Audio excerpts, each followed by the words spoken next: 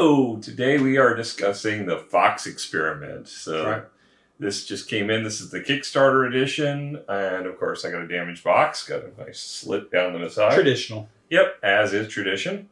But before we get any further discussion of anything that might be wrong with my copy, make sure you hit the subscribe button and the notification bell because you don't want to miss out on any of the defects that we'll talk about on our games. Rob, what can you tell us about the Fox experiment? So as Randy said, it did just come in this year, so it's 2023. Rated as 7.1, overall rank is 3,322 on the Geek. Plays 1 to 4, can play 5 to 6 with the expansion. The retail version does not come with the expansion. You have to get that separate. Ages 10 and up, which Sarah did okay. I mean, we had to talk her through a couple times, but I think for the most part she did all right. Says it plays 60 minutes. If you're playing two-player. Maybe two-player. It did not play 60 minutes for 6 people for sure. Designed by Jeff Frazier and Elizabeth Hargrave. Art by Joe Showcross and published by Pandasaurus Games. Now, the Kickstarter edition is available on Board Game Geek. I've seen it range from $80 to $95. I'm not for sure. I didn't look on Kickstarter. You remember how much you paid for it? I do not. I would have to look that up. MSRP, though, is $59.95 for the retail version, and I saw it on Card House and Miniature Market for $47.99. I take that back. For all in, it was $100. Oh, okay. On it. But you got a lot of extra stuff, though. So the Kickstarter version, you might actually, depending on what the Geek is offering on Board Game Geek, you might get a deal on it. Yeah. Well, I've already got it, so I don't need it. I'm saying you. Oh, okay. Well, you're looking at me. All right. You could find a good deal on it. Yeah. Not me, because he's already got it. All right. Well, let's talk about what I've got, as far as the Kickstarter version, if you got that. Yeah. So all of the cardboard bits are replaced with plastic. These are really nice. They got a nice little rainbow effect going in purples, shades of purple for 1st to 6th player token. These are really cool. Yeah, the metal gears. They have metal gears. I don't know what this has to do with foxes per se, but they have metal gears for marking turn order. You have really nice marble dice. These are really cool looking. Yeah. And they have a good feel to them when you roll them. The foxes are plastic with, I guess, like probably heat transfer. Yeah, heat transfer.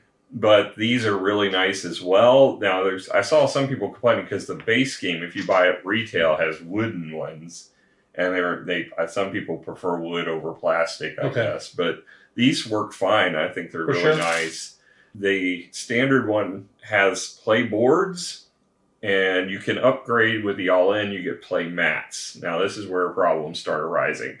The play mats were printed incorrectly for the individual players. The main play mat is fine, and it's a 2-sided board on the standard board where it's like 2 to 4 players. I don't know, does it play 1? No, it didn't say 1 to play. All right, so just 2 to 4 is on it does have solo. It says 1 to 4. Okay, so yeah, well, 1 to 4 is on one side of the mat. And 5 and 6 is on the other side of the mat. But the play mats, they printed 2 different mats, one for 5 and 6 player and one for 1 to 4.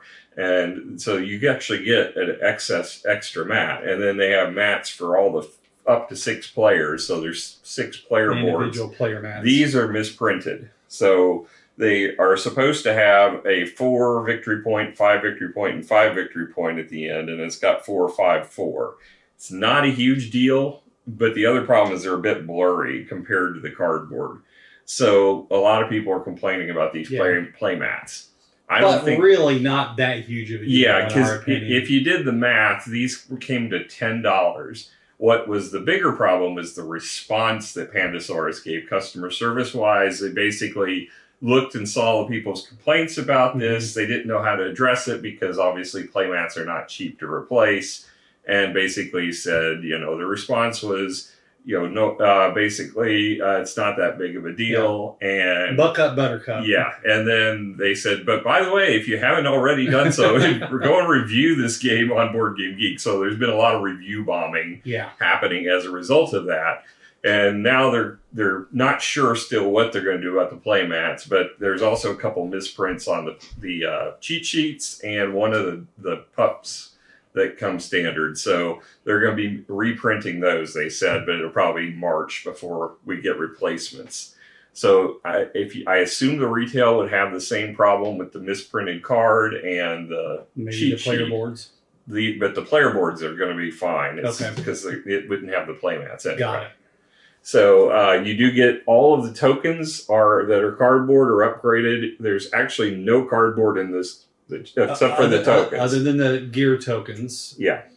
Yeah, that's the only cardboard we got. Yeah. So it really replaces everything. These cards are dry erase cards, which is really cool. Yeah, but and it makes sense. It's why there's no linen finish. Yeah. Because it'd probably be very difficult to wipe them down. Yeah. If they have a linen finish. So these are these little. I mean, these aren't the best markers in the world. You're going to need to replace they're the these. standard cheapo dry erase ones. But they do have erasers. But yeah, you're going to have to replace those from time to time, and then you're going to write on these cards. Basically, It's like a genetics experiment, really. You're kind of pairing up They're domesticated foxes that you're breeding. Yeah. And so the concept of the game is really clever. We'll get to theme in a minute, but as far as the pieces, I'm going to I'll give them an 8.5. I probably would have gone 9, except for the fact that of all the issues with the misprinting, which really should have been caught during review. Yeah, but 8.5 is a good score. I didn't think it was a big deal, and we didn't play with the individual player mats, but I looked at them. I didn't think they looked that bad. No, I don't think that's horrible. I think it's more the customer service. Yeah, and I don't like to see that. That part's disappointing. Yeah. I mean, even if they didn't want to cough up the money to reprint it, there's definitely a better way of saying, yeah, it was definitely we're unable to do it at this time, maybe for a surcharge, something that maybe they could replace them. But I don't think I think there's people on extremes that are giving them grief that really isn't as big of a deal as they make it out to be. But I also think the response was horrible. Right. So 8.5 is a good score. Yeah. All right, moving on to theme. So it is all about breeding foxes. Yep. I don't understand what the gears have to do with that. As much as I love these gears, they're really pretty. They're painted well, and they're nice chunky metal. Something. Yeah. But they don't have anything to do with fox breeding. So I don't understand the gears. But beyond that, everything else makes sense, I guess. I mean, the shapes are generic as far as the dice go, but they're all representing traits that you're trying to introduce into your breed of pups. And it's all about building up your stats on your board and getting the best in breed if you can, as far as breeding your animals. And then, there's lots of different opportunities for scoring in this game. As far as thematics, it's kind of layered on, but it fit. I mean, everything fits. But really, I think the artwork is what really kind of sells it for me for theme. The fox art is fantastic. Yeah, and each they player look like they're hand painted. Each player has their own. I mean, some are duplicated, like the male of your own deck. But his deck is different than my deck. Yeah, everybody's got a different, appearing species, or not species, but breed of foxes. In the parent deck, those are all unique. Yeah. And they look fantastic. These look so good. The artwork is fantastic. I'm sure we'll put some pictures up for you. And they've named each one. They're really good. Yeah, each one are named. So the artwork is really good. So thematically, that's where it's going to excel for me, is this artwork. So personally, I'm going to give it an 8.5 just because I like the art. I'm probably right with you on this 8.5 because, I mean, the component painting on these gears is great. The dice look beautiful. This is going to attract attention, even though it doesn't stand up. There's no 3D aspect to the game, really. And there's no real foxes involved. Yeah, but the art and just the overall presence on the table, although it's very cluttered with 6 players, I think it's going to attract attention. I agree. So, I think 8.5 is a great score for this. All right, so moving on to the rulebook. So the rulebook... It's huge. This game is not that complex. This rulebook is 36 pages long. This is the same kind of length that you would get from like a Terra Mystica or something. Some kind of war game. Yeah, I mean, this is very lengthy. Now, it does have a nice cover that's it's very basic, but at least it's got a cover. Yeah. It's got a summary on the back. All kinds of artwork. It does have pictures of all the components and how many are in the game. It's got the picture, but all the pictures are based upon the retail version. Right. So it doesn't there's some promos that are included with the Kickstarter, and then, of course, the all the upgrades we talked about earlier are not represented in the book, and it's only got for like this is the up to 4-player version. There's another box that has the 5 to 6. the 5 to 6. The basically the setup is all pretty clear on here. It's got numbering for each different part of it, and the font's a decent size. Yeah. It's easily legible, so you Yeah. can read it really well. And everything's numbered and separated. There's a lot of pictures. That's the good news. Is the 36 pages doesn't feel like it's fully a 36-page read because there's a lot of full-page pictures and such. There's a lot of examples. But I think it's because the larger font, the bigger pictures. It's at least there's no wasted space. Yeah. Where you see a lot of rule books where there's just a big empty hole with nothing in it.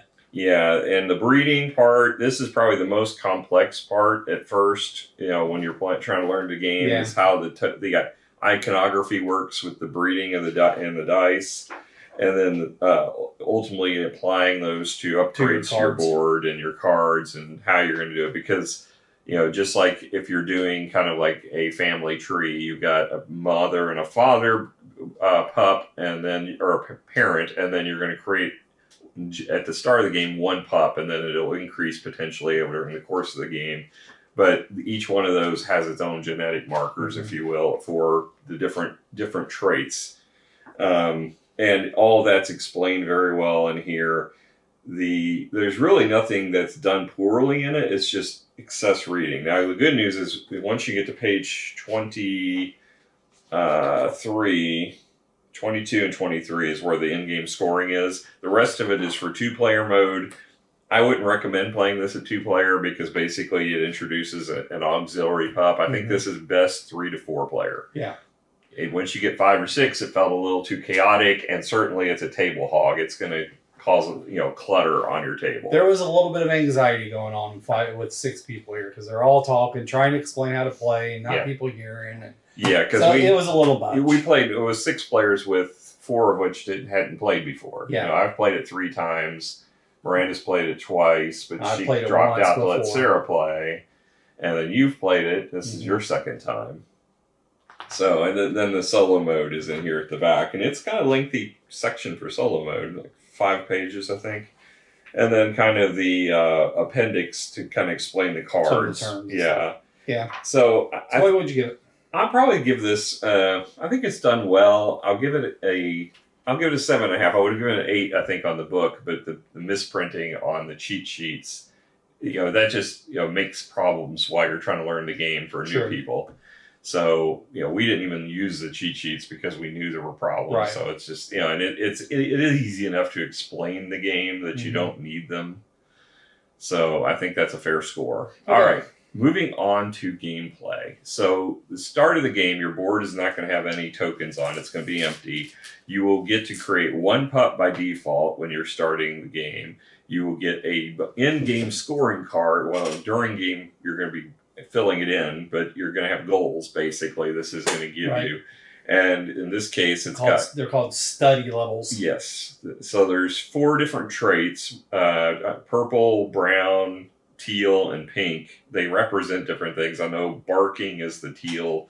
I'm not sure what the other traits are, but each one of these is represented by a color, and they did make the shapes different so you could play if there was color blindness issue. So I like that.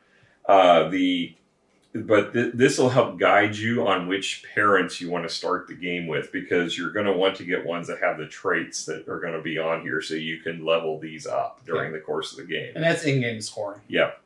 And then you also get to start with 1 wild die, and depending on player order, you may get some of these. Basically, they're a wild token for one-sided that will let you place, and when you're filling in your dice, you might be able to complete an icon with them. So you're now then going to have a number of pups that are placed of each type starter ones that basically are going to go out. You'll have 1 more than the number of players. So if we were playing a 3-player game, there would be 4 of these out. And you're going to have a marker for your gear that is going to represent your player color.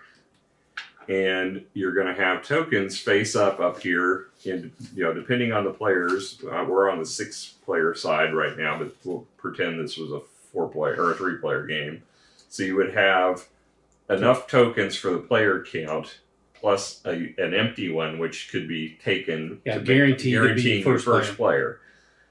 So then there's going to be the number of players. There'll be first, second, and third to determine turn order. You start ring round. You're going to just have to pick a player to go first by whatever means necessary. Mm-hmm. We have an app for it, or in this case, it doesn't handle 6 players, so we roll dice. Yeah. But then you're going to either choose to draft one of the male, one of the female pups, or your turn order. You can do it any order you want, but you choose one of those. And it goes around the table, and everybody picks one. So by the end, you will have a male, you will have a female, and you will determine starting order. Exactly. It's just you may not get the male or the female. There was the best option if you didn't get to go first, or you chose to select it later. Because each of the ones from the starting deck have 1, 2, or 3 dice, and it's a random shuffle, so you don't know what you're going to get. There's more 2 levels than anything. It's kind of a bell curve. So you'll want to grab the ones that not only have the number of dice that is optimal, but the colors that are going to help you towards your goal. So the best of the male pups here is Vasily, and it's got 2 purples and a teal. But I need teal and pink, so I would look at the female and Vera's got teal and pink. So teal. She would probably be my first pick because that matches my card the best. And then Rob would get a pick, and he could pick whichever one he wanted. I would probably get Vasily. Yeah, because there's also another 3 female die over here. So he's got, basically, I can't pick a second female, so he's guaranteed that one for him. So now he's going to end up with 6 dice, so that's better for him. Well, I know Rob's, as we went around, there would be no more blues. Yeah, I can't get another male, so this is locked for him. For you, yeah. I mean, so if there was a 3rd player, obviously I have to contend with that. But I might choose then to place my turn order marker because, so I could go here. Now, whenever you play, you get whatever icon is pictured on the token. In this case, it's one of the tokens for the pink trait. But I could just easily pick here and got a card. These are kind of a one-time bonus card that you take, and if you don't use it, it's worth a victory point. But if you use it, it gives you an ability. And they're usually pretty good. Yeah, some of them are really nice. So I'll take this one to take a shot at first, and then I would get one of these pink tokens that I can then later upgrade my board when I get enough of them. So then it'd go back to me, and I could either get, again, if it's a 2-player game, it really doesn't matter because I'm guaranteed to whichever female I want or which placement I want to go. So, well, there'd be a 3rd player, dummy player that would take them. That's true too. So I would probably say, all right, I want second, and then I would get this extra card, which is out of that stack. And then I would grab my male, so I would take the next best one, which has 2 pink. And then I would get the female. Yep, and then after everybody's done that, now we've got all of our stuff. So now there would be an upgrade phase at this point. If you had enough tokens, you could upgrade your board before you start rolling dice. Because some of the upgrades, the first row gives you where you can produce more offspring. Yep. So if I had 2 matching icon tokens, I could spend them, putting one on the board as a marker. And now I can produce 2 pups during that produce, which means I'll roll the dice once, capture my stats by writing them onto the pup marker, on markers on the pup. Then I will re-roll the dice for another pup. The next row is going to give me another in-game bonus card, so I get to draft 3 and keep 1. Right. And it will let me decide, which ones are going to match the colors that I'm commonly getting, so I can kind of target ones that I can continuously upgrade. The 3rd row adds more wild dice. So you start the game, as I mentioned, with 1 wild die. And the nice thing about the wild dice, one is there's one that has like 2 ends on it, which you can complete 2 half dice to make them whole. Yeah, and it doesn't matter what color. If you can put a teal on one side of that and a pink on the other, and it's because these are both wild star, they would complete both of them. But there's also a full star, Yeah. which you can make that anything you want. Yeah, so you can make that any color you want. So you might, and if you pair 2 wilds, then you can also do that. So it's basically when you complete an icon, you will get a mark of that type, right? Or the wild lets you pick any of them. So the bottom row then is for in-game scoring. There's 4 cards that are basically going to be laid out on this side over experts, patrons, I think they call them. That you're going to get, and there'll be tokens associated with one. It's an instant bonus you get, so you get kind of double bonus for it because. So like this is one where it looks on your board, and then at the end of the game you get an extra victory point for each bark token. Yeah, each of the teal. So you would want to, if you had triggered that early in the game, you would want to build this up with a lot of teal to score you most points for that. But there's 4 different opportunities to do but that. You only have 3 upgrade spots. That's true. So you will only get 3 at the max of those. And the board itself will score you victory points at the end of the game if you build it up. Yeah, the last couple of columns in your tracks have victory point bonuses on them. So, you can get points from your victory points. You can get points from the in-game scoring tokens. But each round, after you've rolled your dice and marked your pups, you will then evaluate the quality of that breed of pup. And you're going to basically count all of your tick marks on here, whether and any stars you might get. If you max out a row, you get to add victory point stars to your thing, and you write how many you get, and you take star tokens for them, and they're worth a point at the end of the game. But you're going to count up all those marks, and you're going to put the value of your pup up at the top, and whoever has the best valued one is the best in breed, and they will get to take one of their wolf pups and put them on the spot. And this is kind of the round tracker, but it's also in-game points. Right. So, and everybody else gets the consolation prize for that round, which usually, well, in this case, every time it's these wild tokens.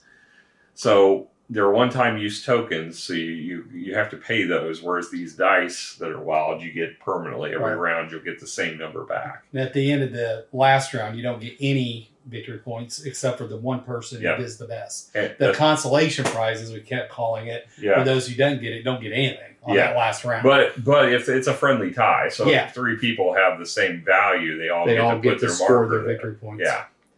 So, there's lots of different ways to score in this, and I love the upgrading of your board. I mean, I love games where you get to control your destiny by fixing how you want to upgrade it. And everything has value in this. So there's not one trait that I think is better. I will say the pups are fairly powerful. The wilds are very powerful. Yeah, I was going to say, those are generally the 2 that I go for first. And then I look at in-game scoring. Well, but the yellow, this time I focused also on the yellow because I never did before, and I got 30-something points off of that. That's true. So there's a lot of points to be had. But that combos with your other pups. Yeah. So if you don't have a whole lot of pups, you can only score each card one time. Yeah. So if you have multiple pups, then you can score multiple cards. Yeah. But the nice thing about it is the pups, also you name them, and these become part of the next generation. Yeah, so instead of those drawing, become draftable for the appearance of the next round. Right. Instead of drawing cards off the top of the deck, you will put these up first and then fill in up to the player count +1 from the top of the deck. So that eventually you might get to the point where you don't even need cards from the deck. And you can have a lot of fun with it. Like Sarah named all of one of her generations of different pizza companies. Yeah. So Pizza Hut, Papa John's, she named them all. Yeah. So oddly, I named mine Domino because the colors of the pup was black and white, and she chose Domino's. So all these pizza companies are getting promoted tonight. I mean, it's a fun and clever idea, and I think it works best, like I said, with 3 to 4 players. Yeah, and it was just so hectic with 6 people. Yeah, it definitely was, especially if they're new people. Now, if you've had 6 people who've played this before, it'd probably be better, and if you had a bigger table, because this table definitely was not have enough designed for 6 players. Yeah, and Board Game Geek did say the sweet spot was 4. Okay, so we're right on it. Yeah. I would say I probably, this one to me is probably ranking about 7.5 right now for me. I think so too. I think that maybe if I played it at the 3 or 4 a couple more times, I might like it a little bit more. Yeah. But Yeah, I think 7.5 is a good score. Yeah, I mean, it lasts just about the right amount of time. Yeah, It's 5 rounds. It wasn't and it's too done. long. Yeah. And, as far as I love genetics, it's one of my things I used to love in a science class back in high school days. And, it's got that element of... How long ago was that, Randy? Like two or 3 years. So, you put it, the fact that you're building out these pups and the traits on it, it doesn't quite have the adenine, cytosine, guanine, all that. Yeah, it's not heavy science, No. but there's some in it. And I didn't read the rule book, but I'm assuming there's probably more flavor behind there's the science in there. There's not a lot, but kind of a little bit. So, but I think it's got Elizabeth Hargrave's touch to it. Yeah. You can feel it, just like Wingspan and Mariposas and those other games. It just has that feel to it, and I like it. Yeah. I like the way she designs games. Yeah, she's going to be at Origins. She's the guest speaker. Oh, the awesome. First guest speaker they've announced anyway. So, I think, it's well designed. I haven't played Wingspan in forever, so to compare, I can't tell you how much I like it compared to this, because it's been on so long, I don't even remember how to play Wingspan. I have to revisit it. But, I think this one is an excellent designed game. I wish Pandasaurus didn't quite take the tone they did originally, but I think they're fixing that. And, certainly, if you have a chance, I would prefer personally the upgraded components of the Kickstarter.